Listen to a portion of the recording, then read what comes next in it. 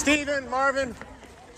সাবেক মার্কিন প্রেসিডেন্ট ও রিপাবলিকান প্রার্থী ডোনাল্ড ট্রাম্পের ওপর হামলা চালানো ব্যক্তির নাম পরিচয় প্রকাশ করেছে কেন্দ্রীয় গোয়েন্দা সংস্থা এফবিআই। হামলাকারীর নাম থমাস ম্যাথিউ ক্রুকস। তার বয়স ২০ বছর। এফবিআই জানায় ক্রুকস পেনসিলভেনিয়ার বেথেল পার্কের বাসিন্দা। ট্রাম্পের সমাবেশ স্থল থেকে অন্তত ৩৫ মাইল দক্ষিণে পিটসবার্গ শহরতলিতেই ছিল তার বসবাস। যুক্তরাষ্ট্রের পাবলিক রেকর্ড অনুসারে রিপাবলিকান ভোটার হিসেবে নিবন্ধন করেছিলেন ক্রুকস। তবে এর আগে তিনি ডেমোক্রেটিকের সঙ্গে যুক্ত একটি দলকে $১৫ দান করেছিলেন।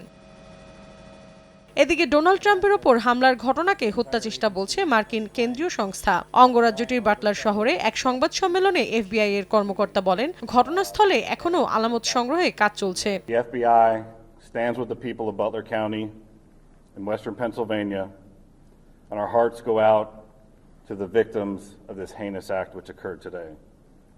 This is our community, and I want to let the public know that the FBI has deployed a number of our resources.